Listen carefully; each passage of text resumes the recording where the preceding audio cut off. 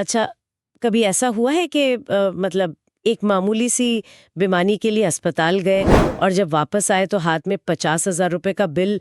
क्या ये आजकल मतलब बिल्कुल आम बात हो गई है या फिर इसके पीछे कोई गहरी अनदेखी कहानी है?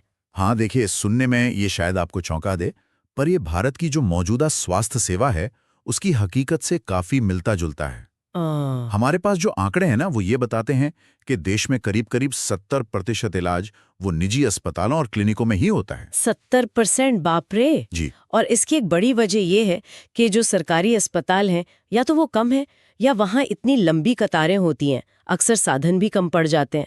तो लोगों के पास खासकर शहरों में निजी अस्पतालों में जाने के सिवा कोई खास रास्ता बचता नहीं है। बिल्कुल सही कहा। और यहीं से मुझे लगता है हमारी आज की ये बातचीत शुरू होती है। आज हम यही समझने की कोशिश करेंगे, जो भी जानकारी हमारे पास है उसके आधार पर, कि आखिर इन प्राइवेट अस्पतालों में इलाज का खर्चा इतना बढ़ क्यों जाता है। वो कौन सी वजह हैं, छोटी बड़ी, जो एक आम सी लगने वाली बीमारी को भी इतना महंगा बना देती हैं। चलिए कोशिश करते हैं इस पूरे महंगे इलाज के ताने बाने को परत दर परत खोलने की। और ये समझना इसलिए भी बहुत ज़रूरी हो जाता है हम्म। क्योंकि समस्या की जड़ कई बार आप देखें तो इन निजी अस्पतालों के जो काम करने का तरीका है, उनका जो मकसद है, उसी में छिपी होती है। देखिए, निजी क्षेत्र का मतलब ही है कि वो मुनाफे के लिए काम करते हैं। हाँ, वो तो है।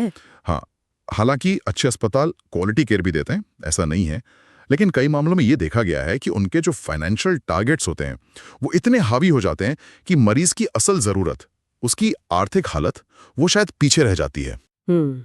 और यहीं से वो तरीके शुरू हो जाते हैं जिनसे खर्चा बढ़ाया जाता है। अच्छा, तो चलिए इस सिलसिले को थोड़ा और खोलते हैं। ये लागत, ये कॉस्ट आखिर बढ़ती कैसे है? क्या ये सिर्फ इसलिए कि इलाज मुश्किल था या फिर इसको बढ़ाने के कुछ खास मतलब सेट तरीके बन गए हैं?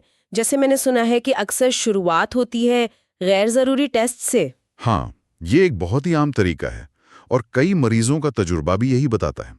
मान लीजिए किसी को वायरल बुखार है या पेट में दर्द है, कुछ ऐसा जो आम है, तो कायदे से तो कुछ बेसिक जांचें काफ़ी होनी चाहिए, लेकिन अक्सर देखा जाता है कि मरीज को फौरन ही बड़े-बड़े टेस्ट्स जैसे एमआरआई है, सीटी स्कैन है या दर्जनों तरह के ब्लड टेस्ट कराने को बोल दिया जाता है।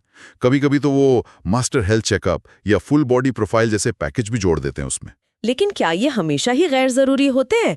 हो सकता है डॉक्टर सिर्फ मतलब ज्यादा सावधानी बरत रहे हों। देखिए, ये एक मुश्किल सवाल है और यहीं पर वो पारदर्शिता की कमी खलती है। बेशक कुछ मामलों में ये टेस्ट बिल्कुल जरूरी हो सकते हैं, इसमें कोई शक नहीं है, लेकिन चिंता तब बढ़ती है जब ये एक पैटर्न बन जाता है। खासतौर पे जब मरीज के पास हेल्थ इंश्योरेंस होता है ना, हाँ। तो ये कहना बड़ा आसान हो जाता है, अरे आपका तो इंश्योरेंस है ना, सब कवर हो जाएगा, आप चिंता क्यों करते हैं।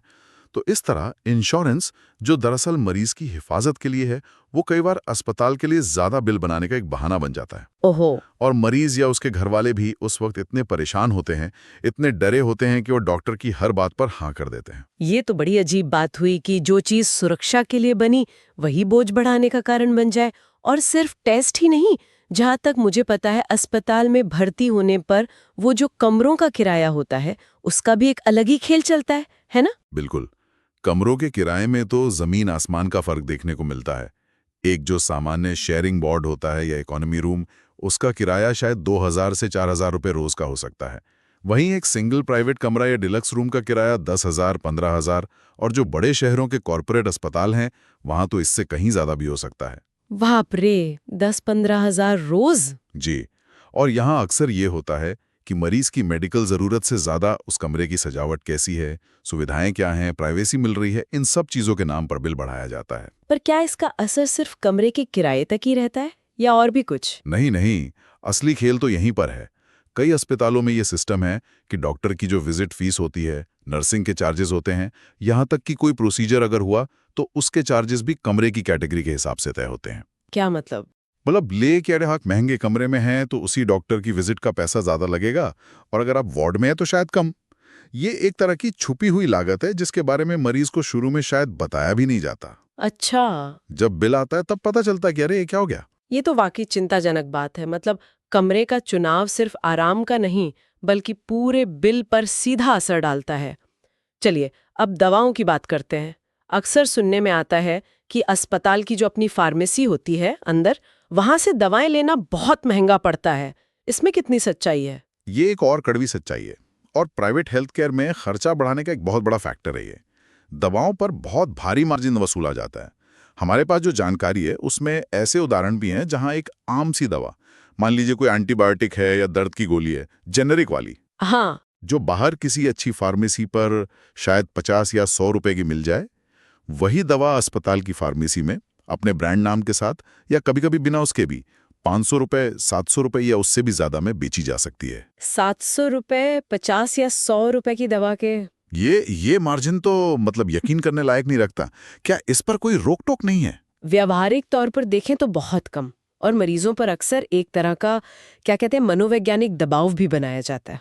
अच्छा, कैसे? उनको ये कहकर डराया जाता है कि बाहर से दवा मत लीजिएगा, हमारी दवा की क्वालिटी की गारंटी है, या ये वाली दवा बाहर मिलेगी ही नहीं, या फिर अगर बाहर से लेंगे तो फिर इलाज की गारंटी हमारी नहीं होगी। अब मरीज या उनके घर वाले जो पहले से ही बेचारे डरे हुए होते हैं और चाहते हैं कि उनका अपना जल्दी से जल्दी ठीक हो जाए, हाँ, जाहिर है। वो इस दबाव में आ जाते हैं और मजबूरन कई गुना कीमत पर दवाएं वहीं अस्पताल से ही खरीद लेते हैं। उन्हें लगता है कि भाई कोई रिस्क नहीं लेना। ये तो एक तरह से मरीज की मजबूरी का फायदा उठाना हुआ। और सबसे ज्यादा मुझे लगता है मुश्किल हालत तो इमरजेंसी में होती होगी, जब सोचने समझने का ज्यादा वक्त ही नहीं होता। बिल्कुल, आपातकालीन स्थिति, जैसे मान लीजिए कोई सड़क हादसा हो गया, हार्ट अटैक आ गया या अचानक कोई गंभीर बीमारी हो गई, ये निजी अस्पतालों के लिए कई अनुभवों से ऐसा लगता है कि कमाई का एक बड़ा मौका बन जाती है। जैसे ही मरीज इमरजेंसी वार्ड में पहुंचता है, इलाज शुरू करने से पहले ही या उसके फौरन बाद एक मोटी रकम, अक्सर 20,000 से लेकर 50,000 या उससे भी ज्यादा एडवांस जमा करने को कहा जाता है। इलाज शुरू करने से पहले? हाँ, कई बार। और ये भी साफ नहीं होता कि मरीज की हालत असल में कितनी गंभीर है या उसे किस तरह के इलाज की तुरंत जरूरत है, लेकिन पहला जोर होता है पैसे जमा कराने पर। यानी जान बचाने से पहले जेब पर नजर। हाँ, ये सुनकर तो मन बड़ा अजीब सा हो जाता है।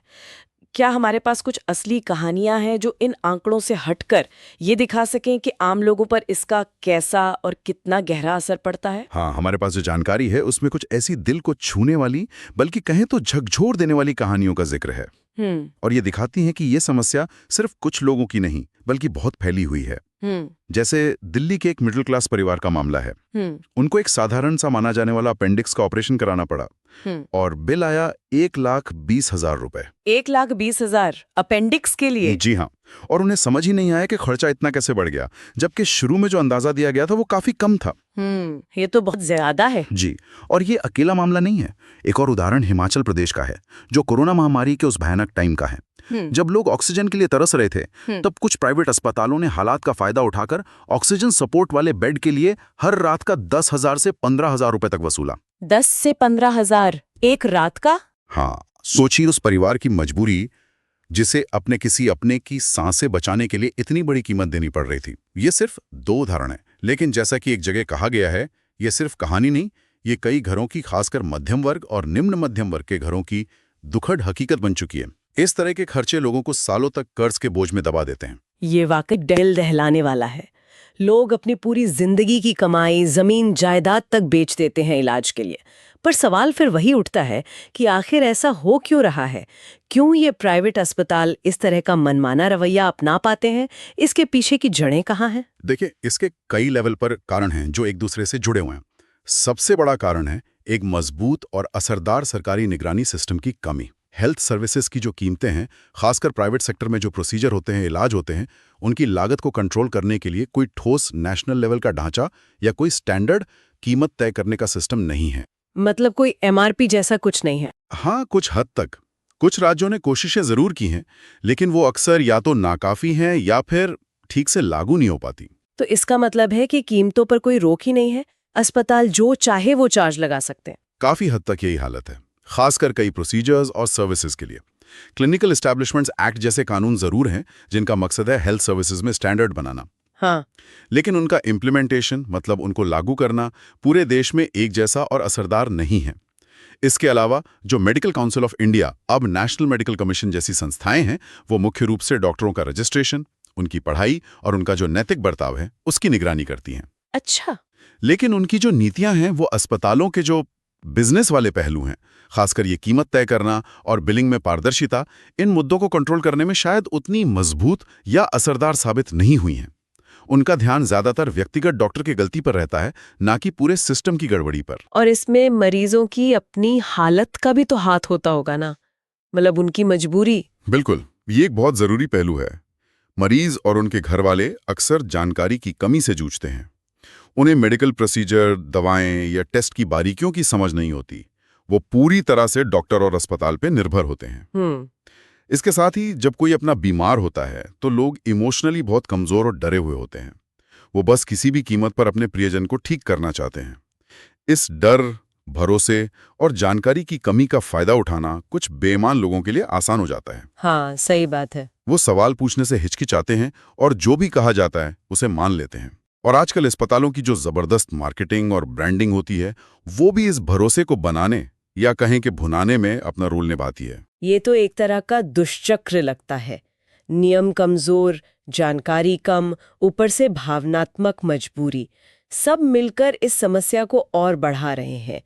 तो क्या इस निराशाजनक सी तस्वीर में उम्मीद की कोई किरण है? क्या आम लोग इस महंगी व्यवस्था के बीच अपने आप को बचाने के लिए कुछ कर सकते हैं? उम्मीद तो हमेशा रखनी चाहिए, और सबसे बड़ा हथियार जो है वो है जागरूकता और सतर्कता। लोगों को ये समझना होगा कि एक कंज्यूमर के तौर पर हेल्थ सर्विसेज में भी उनके अधिकार हैं। सबसे पहली और बेसिक बात है, अस्पताल से जो भी बिल मिले उसे बहुत ध्यान से पढ़ना और समझना। हर आइटम, हर चार्ज के बारे में सवाल पूछने का हक है। बिल का पूरा ब्रेकडाउन मांगना चाहिए। ब्रेकडाउन मतलब किस चीज का कितना पैसा लगा है वो सब अलग अलग लिखाओ। और अगर कोई टेस्ट या प्रोसीजर गैर जरूरी लग रहा है तो उसके बारे में सफाई मांगना। और अगर आप संतुष्ट नहीं हैं तो उसे करवाने से इनकार करने का अधिकार भी मरीज के पास है। अच्छा, यानी ना कहने की हिम्मत दिखानी होगी। ये जानना तो वाकई बहुत जरूरी है। लेकिन अक्सर लोग डरते हैं कि कहीं डॉक्टर नाराज ना हो जाएं या इलाज में कोई कोताही न बरतें। ये डर स्वाभाविक है, पर अपने अधिकारों को जानना और शांति से लेकिन मजबूती से सवाल पूछना जरूरी है। इसके अलावा एक और बहुत जरूरी कदम है दूसरी राय लेना, यानी सेकंड ओपिनियन। हाँ, सेकंड ओपिनियन। खासकर जब कोई बड़ी सर्जरी बताई गई हो या महंगा इलाज हो या कोई गंभीर बीमारी का पता चला हो, तो घबराने के बजाय किसी दूसरे भरोसेमंद और काबिल डॉक्टर से सलाह लेना हमेशा फायदेमंद होता है। आजकल तो टेलीमेडिसिन से भी दूसरी राय लेना आसान हो गया है। इससे न केवल डायग्नोसिस कंफर्म होता है, बल्कि इलाज के दूसरे क्या ऑप्शन हैं और उनका कितना खर्चा आ सकता है, इसका भी पता चल सकता है। ये बहुत ही प्रैक्टिकल सलाह है। इससे शायद फालतू की प्रक्रियाओं से बचा जा सकता है। और दवाओं के खर्चे को कम करने के लिए क्या किया जा सकता है? क्या अस्पताल की फार्मेसी ही एकमात्र ऑप्शन है? बिल्कुल नहीं। जैसा हमने पहले बात की, दवाओं पर मार्जिन बहुत ज्यादा होता है। मरीज या उनके घरवालों को डॉक्टर से साफ-साफ जेनेरिक दवाओं के बारे में पूछना चाहिए। जेनेरिक दवाएं ब्रांडेड दवाओं जितनी ही असरदार होती है, लेकिन काफी सस्ती होती हैं क्योंकि उन पर रिसर्च और मार्केटिंग का खर्चा नहीं जुड़ा होता। अगर डॉक्टर जेनेरिक दवा लिखते हैं या ब्रांडेड भी लिखते हैं, तो मरीज को ये पूरा अधिकार है कि वो दवाएं अस्पताल की फार्मेसी के बजाय बाहर किसी भी लाइसेंस फार्मेसी से खरीदें, जहां कीमतें ज्यादा कंपेटिटिव हो सकती है। अस्पताल इसके लिए दबाव नहीं बना सकता। अच्छा, मतलब बाहर से खरीदने का पूरा हक है। जी बिल्कुल। तो जेनेरिक दवाएं मांगना और बाहर से खरीदना, ये दो तरीके खर्च कम कर सकते हैं। अब एक और सवाल, क्या सरकार की तरफ से कोई ऐसी मदद या स्कीम है जिसका फायदा आम आदमी उठा सके? हाँ, ये जानना बहुत जरूरी है। भारत सरकार की आयुष्मान भारत प्रधानमंत्री जन आरोग्य योजना यानी PMJAY एक बहुत बड़ी स्कीम है। इसके तहत करोड़ों गरीब और कमजोर आय वाले परिवारों को हर साल 5 लाख रुपए तक का मुफ्त इलाज देश भर के चुने हुए सरकारी और प्राइवेट अस्पतालों में मिलता है। 5 लाख तक का? जी, प्रति परिवार प्रति वर्ष। लोगों को ये पता करना चाहिए कि क्या वो या उनका परिवार इस स्कीम के लाभार्थी हैं। इसके अलावा कई राज्य सरकारों की अपनी भी हेल्थ इंश्योरेंस स्कीम्स या स्वास्थ्य सहायता योजनाएं चल रही हैं। इन योजनाओं के बारे में जानकारी रखना और उनका लाभ उठाना इलाज के भारी खर्च से बचने में एक बड़ा सहारा बन सकता है। हालांकि ये भी सच है कि इन योजनाओं की जानकारी सब तक पहुंचना और जमीनी स्तर पर इनका फायदा उठाना अभी भी कई लोगों के लिए एक चुनौती है। तो कुल मिलाकर अगर देखें तो जागरूकता बढ़ाना, सवाल पूछना, दूसरी राय लेना, जेनेरिक दवाओं पर जोर देना और सरकारी योजनाओं की जानकारी रखना, ये कुछ ऐसे कदम हैं जिनसे आम आदमी शायद इस महंगे इलाज के जाल से कुछ हद तक खुद को बचा सकता है। हाँ, ये निश्चित रूप से कुछ व्यवहारिक कदम हैं जो व्यक्ति या परिवार अपने लेवल पर उठा सकते हैं। लेकिन ये भी समझना होगा कि ये एक तरह से लक्षणों का इलाज है। असली जरूरत तो सिस्टम में सुधार की है, जैसे कीमतों का बेहतर रेगुलेशन हो, बिलिंग में पूरी पारदर्शिता हो, मरीजों के अधिकारों को और मजबूती मिले और सरकारी स्वास्थ्य सेवाओं को इतना अच्छा किया जाए कि लोगों को मजबूरी में प्राइवेट सेक्टर की तरफ ना भागना पड़े। बिल्कुल सही। जब तक वो बड़े सुधार नहीं होते तब तक आम आदमी को ही ज्यादा चौकन्ना और जागरूक रहना होगा। आखिर में देखें तो हालत बड़ी अजीब है। लोग अस्पताल जाते हैं जिंदगी बचाने की उम्मीद लेकर, लेकिन कई बार अस्पताल का बिल ही उनकी पूरी जिंदगी की कमाई और सुकून छीन लेता है।